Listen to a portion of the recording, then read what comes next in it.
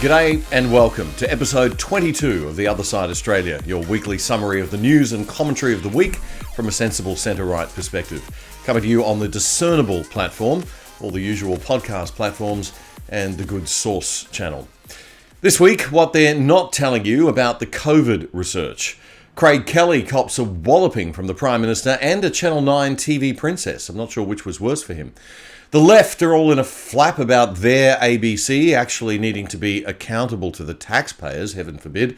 And America's lefty darling AOC disgraces herself in a drama queen video about her traumatic experience in Washington during the January 6th protests. Lots of laughs in today's show, so let's go. Before we get to the laughs, a very, very serious story first up, with news that Australian journalist Cheng Lei has been formally arrested by Chinese authorities. The University of Queensland graduate has already spent 6 months in detention with no access to her lawyer on the trumped-up charge of sharing state secrets overseas. The beauty of an Australian education is not about what is taught, but more about what it doesn't teach. It doesn't teach you to just follow orders. It allows you that freedom to think for yourself. That's former China Global TV Network news presenter Cheng Lei speaking to the ABC a couple of years ago. The charges against her are all absolute garbage, of course. Remember this, the next time a left-leaning person tells you how big government is good, socialism is good, and you should trust the government to do the right thing. Socialism won't become communism and then become totalitarianism. That never happens. She can't even have video contact with her 11-year-old daughter and 9-year-old son, who are being cared for by their grandmother in Melbourne. Lei's niece, Louisa Wen, told ABC's 7:30 report this week about the pressure that the family's experiencing. Lei is a single mum with a 11-year-old and a 9-year-old. Currently, they're living in Melbourne with Grandma. Grandma is mid-70s. And looking after the two by herself, especially over the COVID period last year. So it hasn't exactly been very easy on her. The two kids are wonderful though. They're very fun-loving and humorous, a bit like their mum. It's been quite hard. Every time we do something really fun, we're thinking of her and thinking sort of, oh, she can't enjoy these things with us. Liberal Party power broker Michael Kroger told Sky News' Andrew Bolt that any Australian who's ever criticised China should now be very wary of going there.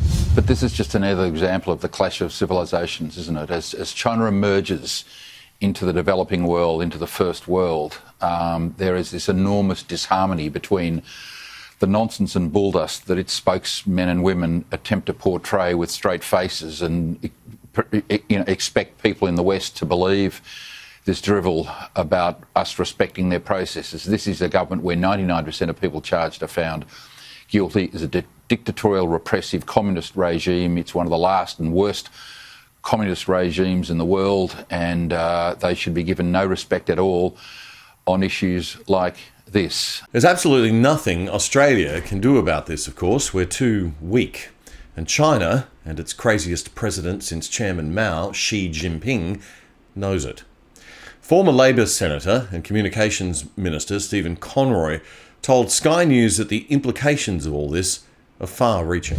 It is a chilling message when it comes to issues around Hong Kong, when it comes to issues around free trade, and when it comes to issues around Taiwan.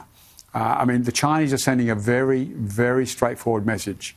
Just shut up and mind your own business. We intend to conduct ourselves any way we want.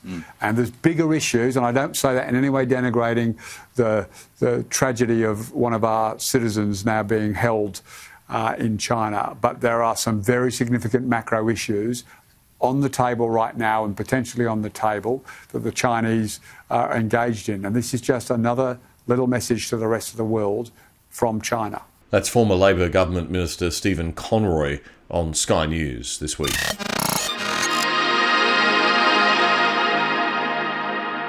So you may have heard about the drug Ivermectin, a $2 treatment for head lice that's being investigated as part of a possible treatment regime for COVID-19. A trial conducted on 24 early-stage COVID patients in Spain and published 2 weeks ago in the highly respected medical journal The Lancet showed there wasn't significant success with Ivermectin, but there were some positive signs that, quote, warrant assessment in larger trials. That study, the link to it, is down below in our program notes for you. Well, there's a group of physicians in America called Frontline COVID-19 Critical Care Alliance, the FLCCC Alliance. They're not in the medical mainstream, but the Alliance's co-leader, Dr. Paul Marik, is Chief of Lung and Critical Care Medicine at Eastern Virginia Medical. These doctors maintain that Ivermectin has antiviral and anti-inflammatory properties that do make it useful as a preventative medicine and in treating early-stage and late-stage COVID-19 illness. A senior researcher in the pharmacology department at Liverpool University in England, Dr. Andrew Hill, recently presented a similar analysis of all the best quality data available on the Ivermectin trials for COVID, and he found similar results. A link to a video presentation by Dr. Hill on his study is in the notes for this week's show. It's very technical, but here's just about a minute of it for you. So far, in this meta-analysis of 18 randomized trials, so far we're seeing associations with viral clearance, duration of hospitalization, rates of clinical recovery, and a 75% improvement in survival rates. And we're seeing these effects for viral clearance to be higher for higher doses and for longer durations of treatment. Now, before we get too carried away, we just need to remember that this database at the moment may not be large enough or robust enough to allow immediate regulatory approval. We shared these results with the National Institutes of Health in the United States, and their impression was that this is all data based on preprints, on personal communication with investigators, and really they need to see more documentation. They need to see the actual databases, the protocols, all the patient data at an individual level to be absolutely sure. So to be clear, none of this means Ivermectin works as some kind of cure for COVID-19. It only means that we should be urgently doing more studies on it and taking it seriously. And we should be able to discuss it. But not in Australia, where the Labor Party wrote to Facebook urging it to monitor government MP Craig Kelly's page for harmful content, demanding, quote, appropriate action to protect public health. You see, in Labor's eyes and the eyes of Australia's bureaucratic elite, you, the little people, need to be protected from debate about science. You're not smart enough to make your own minds up and analyse all the data. You can't be exposed to what the doctors are doing. You need to be protected by the nanny state, them. In case you missed it, Scott Morrison started getting all antsy with Craig Kelly after he signalled he might not get the COVID vaccine. Morrison was particularly annoyed that Mr. Kelly confronted the Labor frontbencher Tanya Plibersek while she was holding a press conference at Parliament House this week.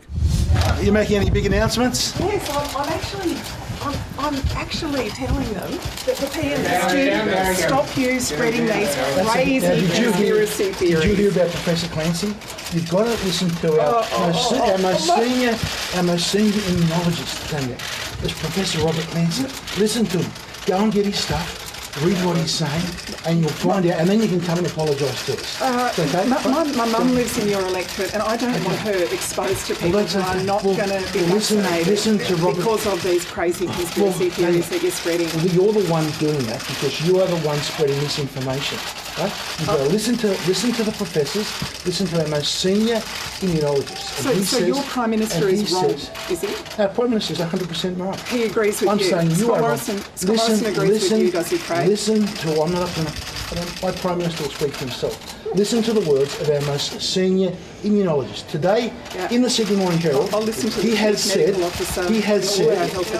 our health advisor has to be our most senior credentialed immunologist, Professor Robert Clancy, and he has said, Sydney Morning Herald today, Craig Kelly is absolutely right. Does the Prime Minister agree with you? Well, I don't know. You have to ask the Prime Minister. But I know. Does he support you spreading this stuff? Well, I'm not spreading anything. You are the people in the Labor Party that are spreading smear and slime and innuendo. It has to stop. We're supporting what the government line is. It has to stop. So Labor ran with the line that the government is conducting a public information campaign about the vaccine rollout that's going to cost lots of money. And therefore, nobody in the government, not one single MP, is allowed to not 100% toe the party line.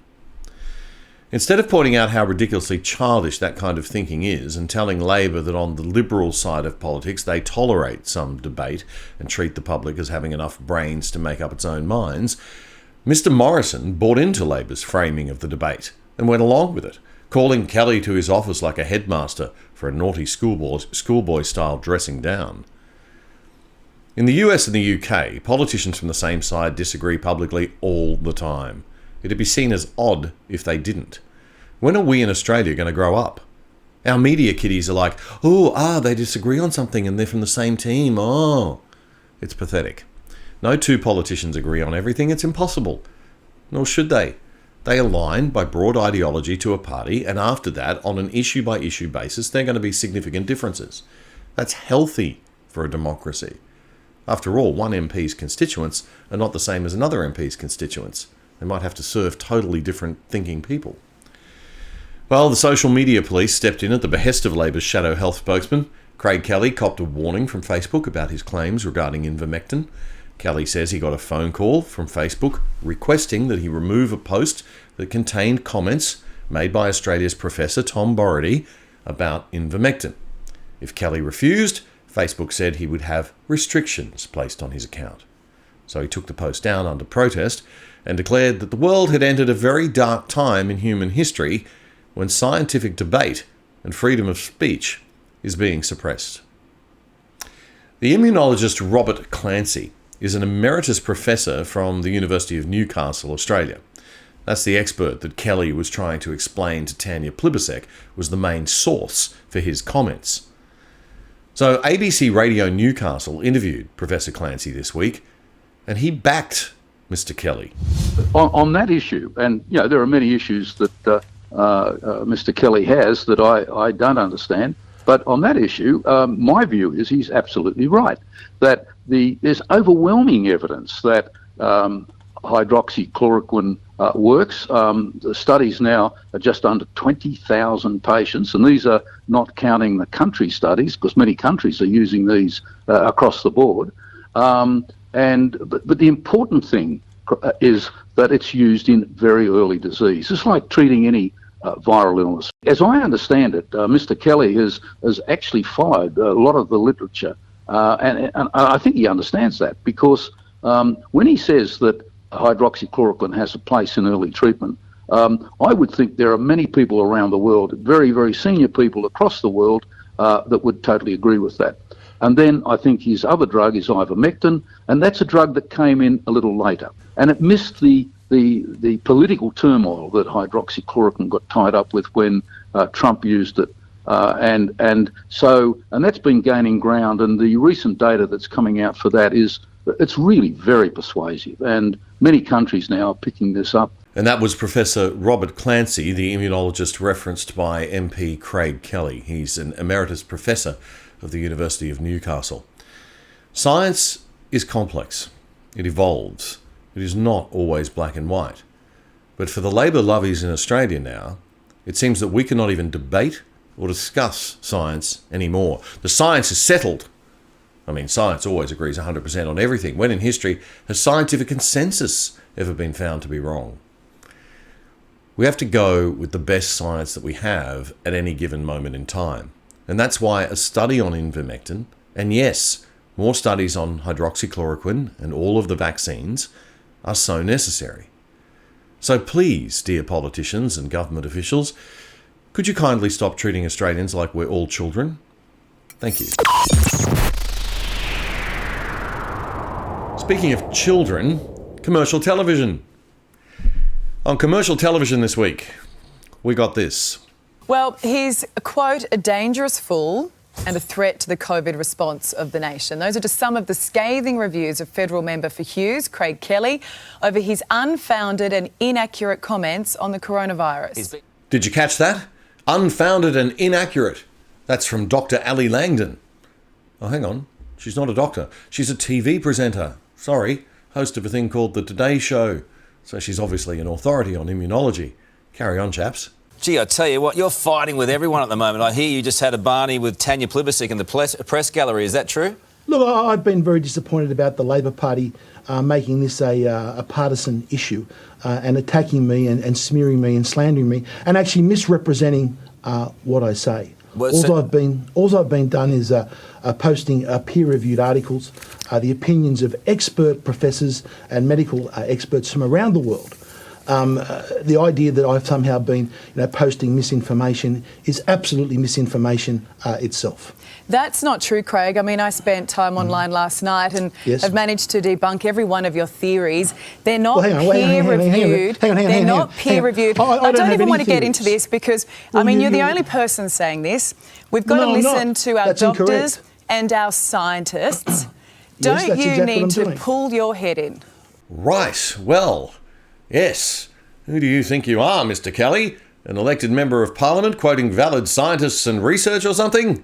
This is Professor Alison Langdon you're speaking with here, and she doesn't want to get into the details, because details are hard. She's happy to just believe what the experts and bureaucrats say, and that is her right, no problem. But we're also not allowed to challenge those experts, apparently, because that might make our brains hurt. Heaven forbid we should be able to hold two conflicting ideas in our brains at once. But do carry on, Alison. If you only pick up today's papers, the Sydney Morning Herald, Australia's most senior immunologist, Emeritus Professor Robert Clancy, someone that was actually awarded an Order of Australia for his services to immunology and medicine, he has said, and I quote, Craig Kelly is absolutely right. Now, that's our most senior immunologist. So the idea that I completely and utterly reject the idea that I'm out there putting any theories forward. I'm not putting any theories forward at all. Now, yes, some of the studies that I've posted are still undergoing peer review, but many of them have actually been through the peer review process. In fact, I would say the majority of the studies that I've posted have been through the peer-reviewed process. And just because something that is just not true, Craig. I mean, one of the studies you quote, it's a Bangladeshi plastic surgeon. I guess Bangladeshi plastic surgeons aren't doctors. Ali will be apologising to the Bangladeshi community and all plastic surgeons now, no doubt, after that double slur. Talk about cherry-picking Kelly's quotes. And I apologise to our podcast listeners who can't enjoy the look on Karl Stefanovic's face. It's absolute gold. Continue. I would like to take my medical advice from someone who is knowledgeable in infectious diseases, is an epidemiologist. Well, that's right. Well, you should listen. One example in that case, you should listen to Professor Robert Clancy. He's our most senior credentialed immunologist in this country. So that's who I believe we should be listening to. Look, and he has said, I'll quote exactly what he's wrote. You've already quoted it, Craig. Well, no, I haven't. He also said here, this is very important. He said, from uncertain beginnings, an impressive database has more recently been accumulated that strongly supports the use of hydroxychloroquine and or ivermectin. Their use in concert with the vaccine, so this is not an anti-vax position, their use in concert with the vaccines can no longer be denied. In fact, this is the only science-based opinion. Now, they're not my words. That's not my words. That's not my study theories. You're referring to. That study you're referring to, because this is important. To any study. You are misrepresenting what I'm saying. I did my research, Craig, as you asked us to do. You need to listen for a moment. But hang on, Ivermectin is a wonderful drug. You are right. If you have scabies or river blindness. You obviously haven't read. I'm sorry, you are not listening to our. You've got to listen to the science. You've got to listen to. Are you a scientist? Are you a scientist, Craig? I'm not. I'm not. I have just quoted the senior immunologist in this country, the most highest credentialed immunologist in this country. Now, are you saying that he's wrong? I'm saying the chief medical officer, every global medical body in the world has rejected the use of those I'm sorry, that drugs, is incorrect. Craig. That is incorrect. But you know what? I actually didn't want to get you on here to determine whether or not what you're saying is true or not. But you are, I'm sorry, with greatest respect, you are making false statements that you are accusing me of. And I have a right to defend them. You know what? Freedom of speech is one thing, Craig. You said that everybody in the world, and that is simply untrue. The medical bodies in India use Ivermectin. They have it in their standard protocol. Craig. I've seen a study recently published, a peer-reviewed study in the American Journal of Medicine that has a treatment protocol that includes both hydroxychloroquine and ivermectin. So to say that there's no medical body in the world that approves this, I'm sorry, is incorrect. He's right. It's disputed, but he's right. And sometimes you have to stand up and fight, just like Craig Kelly did. Langdon didn't back down because she was wrong, however. Like all good 21st century TV hosts, she kept right on going, saying she'd conducted her research, which she clearly hadn't done if she's missing the studies that it took me less than an hour to find and which I just shared with you. The consensus does not support those studies, but they are real studies and they are valid in the mix of the scientific debate. Instead of a balanced, objective approach, Ms. Langdon did what so many left-wingers do when they're losing an argument. They go for the emotional win and play the man instead of the ball. Craig, we have seen deaths from COVID, we've seen sickness, we've seen mass job losses, hundreds of billions of dollars spent in government stimulus. All our hopes are riding on a vaccine. You need to be quiet. Well, if you don't want to listen to our most senior qualified I am listening to them, and I think you need to start listening to our scientists and our doctors, Craig.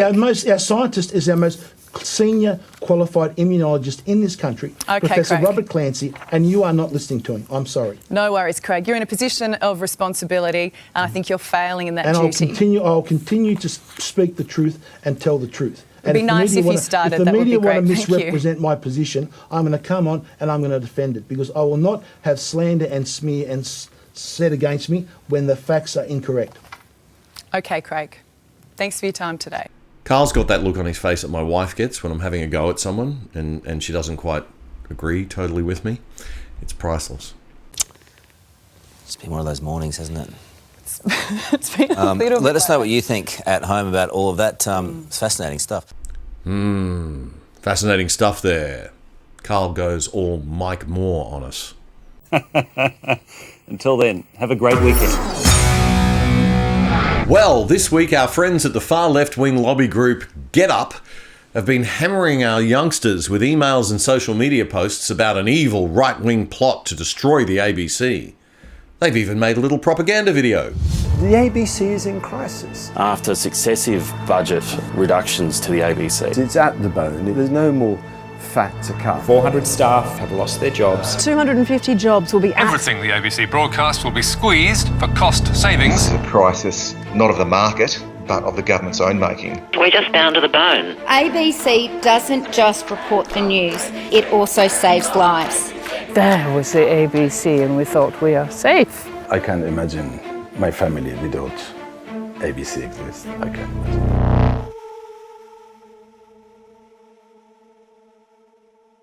I'm terrified. The evil right-wing monsters are coming to take away our little free media playpen. Let me assure you, Get Up, there is no evil right-wing plot to destroy the ABC. The right just want the ABC to go fund itself. It's no different to the recent UK campaign against the BBC, and there's nothing dark, sinister, evil, or covert about it. We're totally open about it. The ABC is a vehicle for left-wing propaganda. It's been failing in its obligation to provide neutral and fair and balanced coverage. And secondly, it's 2021. We have the internet now. We don't need an ABC that's the size that it currently is anymore.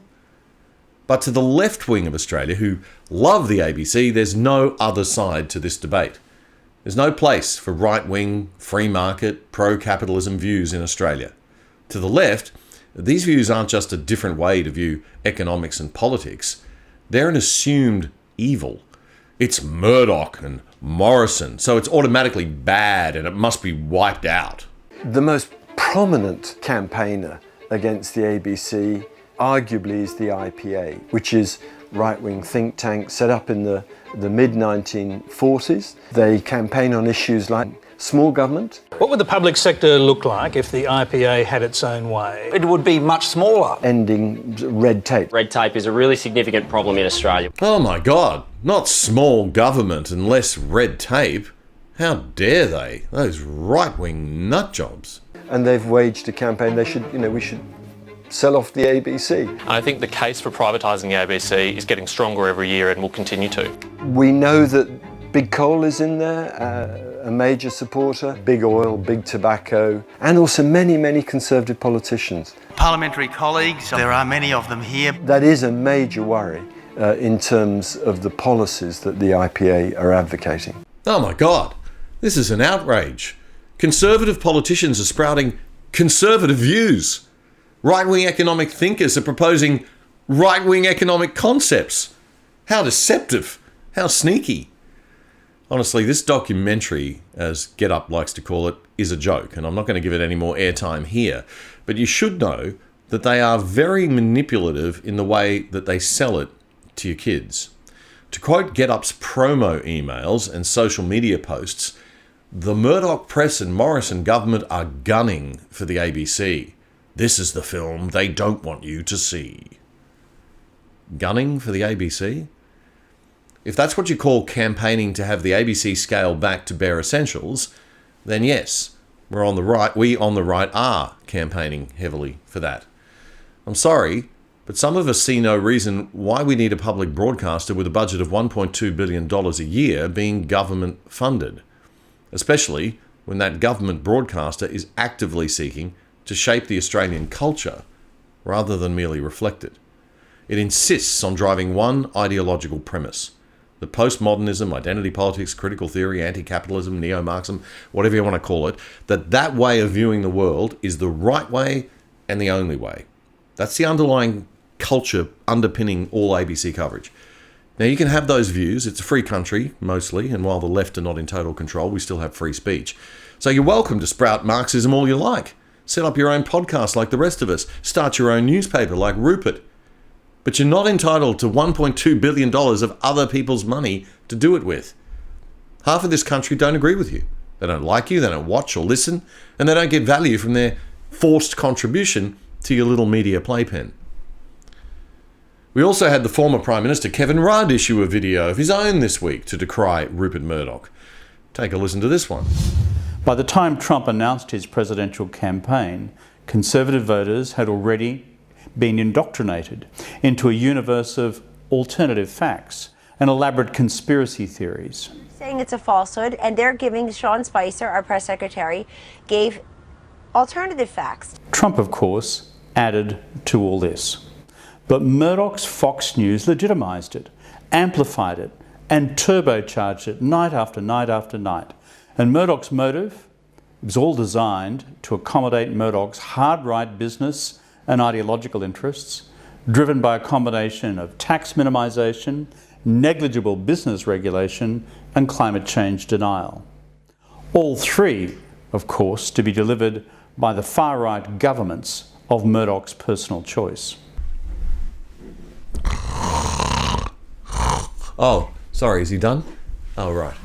Yes, the inspiring visionary leader of happiness, multimillionaire socialist Kevin Rudd there. Did you notice something? The key messages were the same as in the Get Up video. And Murdoch's motive was all designed to accommodate Murdoch's hard-right business and ideological interests, driven by a combination of tax minimisation, negligible business regulation, and climate change denial. Did you catch that? Tax minimisation, less business regulation, and climate change denial. The holy trinity of the left's new mantra about the evils of the right. How dare the right or anyone believe that lower taxes and less red tape are a good thing? Outrageous. This will take power away from the bureaucracy and people like Kevin. It'll take power away from big government.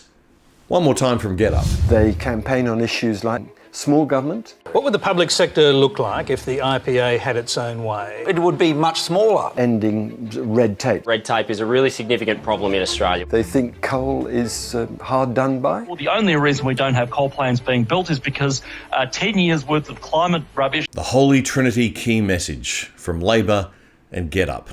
I have a feeling we'll be hearing a lot more of it this year. I believe it's wrong to have a national broadcaster that does much more than emergency service reports, reports for the country, broadcasts Parliament, and covers national and international news as impartially as possible. One TV station and one radio station would do it. $50 million, not 1,200 million. The reason I believe in an essentials-only ABC is that it's impossible not to have bias. Every workplace develops a culture. There's no way any of my right-wing friends would get jobs at the ABC, no matter how good they might be as writers, journalists, or broadcasters. And if they did get a job there, they'd last about 5 seconds before the place spat them out or sidelined them. And this is core to what free market liberalism is really all about. People vote with their choices every day, 1 million times a day, in the free market. And that determines what gets produced and funded by investors and business people and workers, and what doesn't get funded. That determines the price of things, what people are prepared to pay. But the ABC is immune to that free market. Basically, we have one group of elites who share one way of viewing the world, or very close to it, being given $1 billion windfall to have their own massive media empire to play with. And what's worse is, everyone else has to compete with it. And it's commercial free, which means that even that competition isn't fair. Where's the ACCC when you really need it? So the ABC has an impact on the media market. It doesn't just get to decide what it produces, it actually prevents other stuff getting produced because of its market power. See, Rupert Murdoch actually had to compete to get his ideas out there. He had to get people to buy his papers. He had to earn the influence that he has. And we're all free to stop paying Rupert at any time. But we don't. Why? Because we like what he's selling. We like Sky News and the Telly and the Australian. But if you don't like the ABC, tough luck. You still got to pay for it. Tell me please, Get Up, how is that actually fair? How is it ethical? And how is it moral? I'm not worried about Murdoch and Morrison against the ABC. I'm worried about a businessman who had to meet his audience's needs every single day to build his business, and a Prime Minister who had to go out there and get democratically elected, being told that they've got no right to have a view about the ABC and about big government. And I'm worried about never hearing a voice in favour of small government and lower taxes and other liberal principles ever again because the ABC has total control over the national psyche. So let's have a minimal essential information service for a national broadcaster and leave the rest to the people to decide in a free market whether they want to pay for it or not.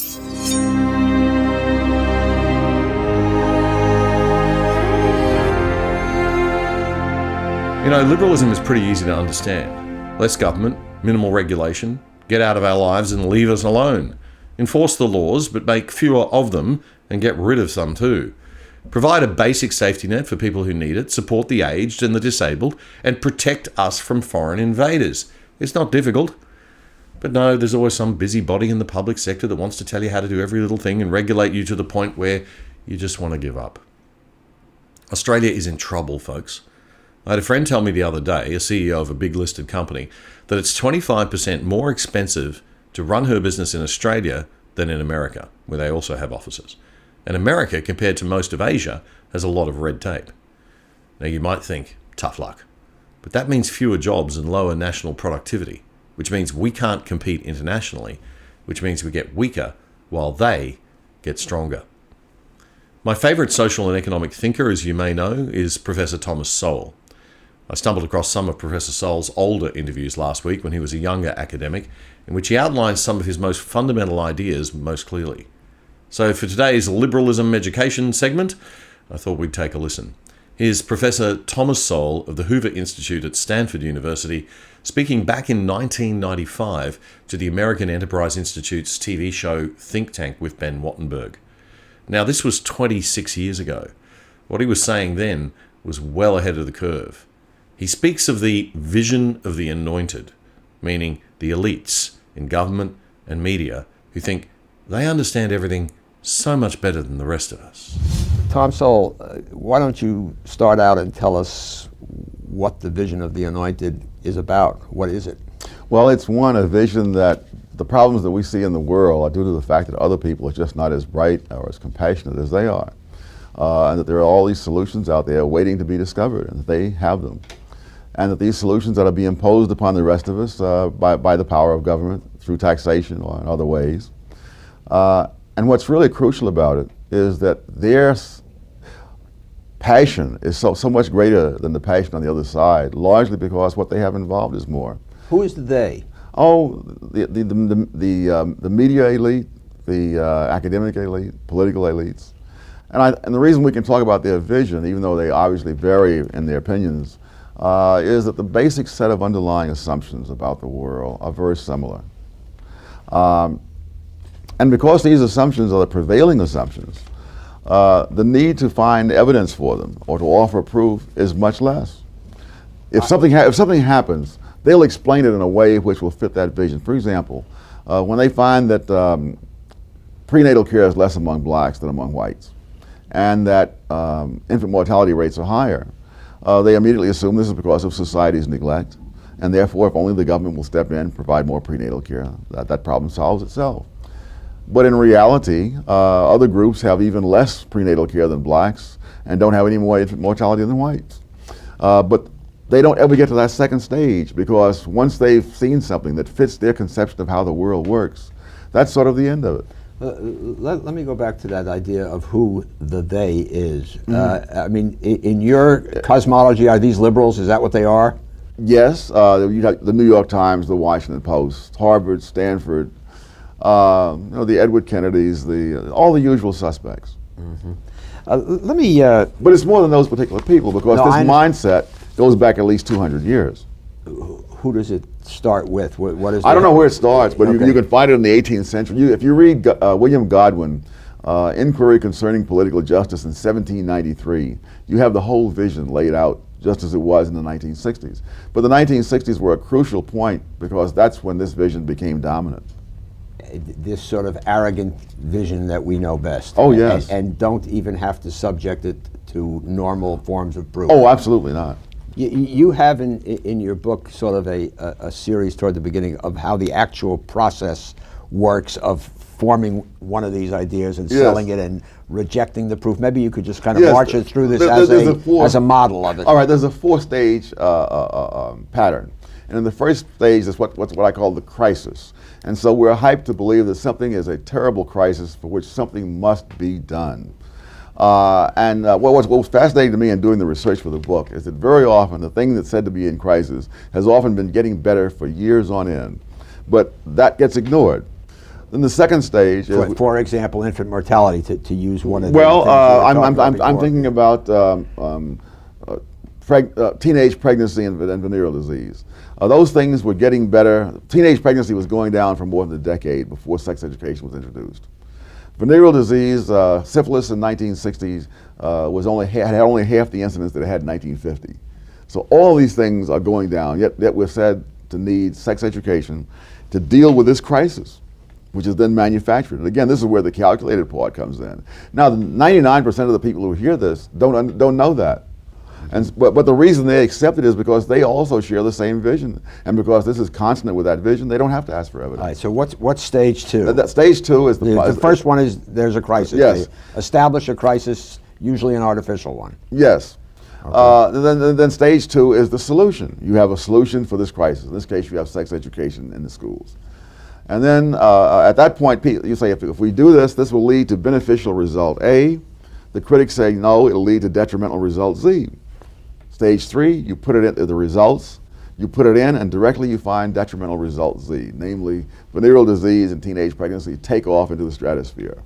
And then stage four is the fascinating part, in which they simply say, no, that doesn't prove that this was a bad policy, because there are many factors. There's complexity. It's simplistic to blame it on this. But they run through this routine on so many different things, including crime. Similarly, they said, in 1960, Judge Bazelon said we just desperately need to have some kind of change in the criminal justice system. Now, in 1960, there were fewer murders than there had been in 1950, 1940, or 1930. But again, that was completely ignored. And so now we have the revolution in the criminal justice system. People say, no, if you have to put these new things in, there'll be more crime than before. They put them in. Almost instantly, the declining crime rate turns around and heads up again. And they say, no, it's simplistic to blame this on this. There are the root causes and the neglect of society and all the rest of it. So it's heads I win, tails you lose. That's the brilliant Professor Thomas Sowell speaking in 1995 to the American Enterprise Institute's TV show Think Tank with Ben Wattenberg.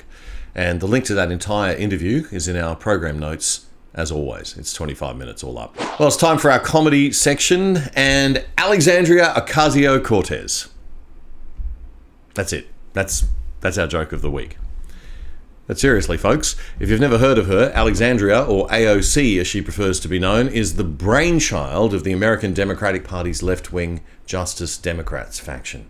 And back in 2018, they got her elected to Congress for New York Districts 14, which includes the Bronx and Queens. And she is as woke as wokey woke. But she is hugely popular with the kidlets and the left. She's their hero, and don't you dare criticize her, or you're a racist, sexist, anti-millennial, blah blah, you know the drill. So it came as a big shock to everyone when it was revealed that a video she posted on social media recounting her terrifying moments during the seizure of the Capitol building on January 6th was mostly a massive victim beat-up. It was a bit like Jussie Smollett, the star of the TV show Empire, who staged a fake hate crime assault against himself to get publicity. This led to the hashtag Alexandria Ocasio-Smollett trending on Twitter last week. Gotta love Twitter. Conservative millennial YouTuber and comedian Stephen Crowder pointed out all of this on his show Louder with Crowder this week. He pointed out that AOC was in her office in the Kennan building, part of the Capitol complex, but half a mile away from the main building where the protesters had broken in. We watched her entire 90-minute video on Instagram, which... Oh my gosh! I will say it's sad. The reason that AOC makes these things up, the reason that she's a public drama queen, I'll get to that in a little bit. I actually think it's kind of sad. I really do genuinely have empathy for her. I think this was her initially claiming that people, domestic terrorists, breached her office. And then I just start to hear these yells of, "Where is she? Where is she?" This is Trump country. And I just thought to myself, they got inside. 1:22 p.m., the Cannon building received an evacuation notice, due to executing internal relocation due to police activity. This is a quote here. Then at 1:39 p.m., the D.C. police issued this alert. If you are in the Cannon building, take visitors, escape hoods, and go kits and report to the South Tunnel connecting to the Longworth. Further information will be provided as it becomes available. At 1:44 p.m., Nancy Mace tweeted, "Just evacuated my office in Cannon, the Cannon building," which is where she was, which is where there were no other people. They were in the Longworth. "Just evacuated my office in Cannon due to a nearby threat. Now we're seeing protesters assaulting the Capitol building." So before 1:44 p.m., Nancy found time to get settled, read her Twitter feed, and find a video to retweet. At 1:47 p.m., the D.C. police announced that the evacuation was all clear. She would have been completely evacuated and underground, right? That's when she would have been underground when she's talking about this insurrection happening, where she was there hiding. There's no possible way. Look at the timeline here. She was gone. She'd already been evacuated at that point. Right. So she's still full of crap. Are you guys following me? I am following you, yeah. No, I'm surprised and shocked. That's exactly where I'm at. She then said when she reached the Longworth building, this is a little, she could hear hinges cracking, the Trump mob yelling, trying to break in, and then when she saw Katie Porter, the Congressman Moo she asked if she could shelter together, and that was confirmed. And we have no specific location to go to. We're in the hallway. We're in the Dunkin' Donuts of the basement, and so she could not have been there open hallway, at this time. Hear the yells of these I just gave you the timeline. Trying to break into the building that we're in. It almost felt like a zombie movie or something. And then we hear other Capitol Police trying to protect the building, barking back at these people, and it just feels like it's just a matter of seconds when these doors are going to break through and they're going to get it. I hear like the hinges cracking. Okay, yeah, here's the thing. That was, again, at 1:47, she would have already been evacuated according to her own words and according to the documents that we have. She could have heard no hinges cracking. This is what I'm talking about. It's not that look, if she were to say it was really scary and we were evacuated and it was a blur, she is making up verifiable lies that could not possibly be true. And this is the problem with the media, big tech, and this administration. They feel as though no one is going to call them on it. And we have a map, I think, too. This is something else that is pretty important. Oh, yeah, look at that. I'm a map. Wow. Shows exactly where the riots were taking place. Notice the rioters nowhere near AOC Not even close. reporter's location. There's a street in between. We even put a little, there's the mall. There's basically the equivalent to a park. And Bruce Christ is between her and the rioters. Somewhere in between there. If you watched our Change My Minds. It's like saying you were in Montana during 9/11. You're like, I almost died. I know. So then she pivoted, and now she's saying that the pipe bombs. She's like, well, actually, look, this is a manipulation. Keep that up so I can read it. They're manipulating the fact that most people don't know the layout of the complex. I just showed you the layout. We are all in the Capitol complex. The attack wasn't just on the dome. I don't know what you're talking about. The bombs Trump supporters planted surrounded our offices too. Okay, here's some factual inaccuracies. They haven't found the people who planted the bombs. We don't have any evidence. What we do have is 2 bombs. They did find 2 bombs, none of which were anywhere near AOC. So even her now doubling back. Well, actually, okay, look, it was the door hinges cracking, and we had to hide in a porta potty. You were underground. It didn't happen. I could have been, though. And then I was in the other building, but then I could have been in this building, and it was pretty scary. And you're forgetting, what about the pipe bombs? Well, the pipe bombs weren't anywhere near you. They could have been, though. And that was Stephen Crowder on his very irreverent show, Louder with Crowder. Stephen hasn't been well, so it's good to see him back for 2021. Okay, so I admit, I snuck in a news bit in our comedy section, so I apologise. So just to make sure you get a real laugh before we finish today, Aussie video and music artist The Real Rushkan put this tribute to Dan Andrews together this week and uploaded it on his YouTube and Twitter sites. Enjoy. We are declaring a state of emergency in Victoria under the Public Health and Wellbeing Act. That state of emergency will be effective from 12 noon today and will run for 4 weeks. For 4 weeks. This is about, as everything we're doing, is about flattening the curve. Flattening the curve. If we can flatten that curve, then we can prevent our health system essentially being overrun by critically ill patients. It is an offence under the Public Health and Wellbeing Act to not comply with the orders that have been made. First of all, I can inform you and all Victorians that I have extended the state of emergency. It currently runs across our state for a further 4 weeks. Basically, those powers, as you know, mean that authorities can enforce and make sure that our strategy is in place right across the state. A strategy that I again remind everyone is working. I've just signed paperwork to extend the state of emergency. That's simply a 4-week extension. No one should read anything more into that. So we try to do these things in 4-week blocks. That's the most appropriate way to go. This comes from detailed public health advice. And state of emergency powers will be extended to manage the return of hotel quarantine from Monday. Victoria has now had 5 weeks of 0 COVID cases. And there will be a time when we do not need to extend these things, and I look forward to that day. He's pushing to extend Victoria's state of emergency for another 9 months. We will put a bill into the Parliament today to extend the state of emergency in recognition that this is far from over. We need to extend that state of emergency, and we will extend it until the 15th of December. That's the bill that will go into the Parliament. What we know is that both the vaccines that are being used, there's still some doubt about whether they will protect against infection and the transmission of this virus. Again, all the rules are based on public health advice, and if there was, it was safe to change those rules, modify those rules, not necessarily still be in a state of emergency that long, then of course we would follow the advice. This is about, as everything we're doing, is about flattening the curve. Flattening the curve. Flattening the curve. Flattening the curve. It's great stuff from the brilliant Real Rushkan on YouTube.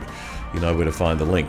And that's it for our show today, folks. Thanks for joining us. Remember to subscribe at discernible.io or Apple, Spotify, and the Good Source platform. and tell your friends about the show. Share, share, share if you want to support us, and we'll see you next week. And in the meantime, don't let the woke kids get you down.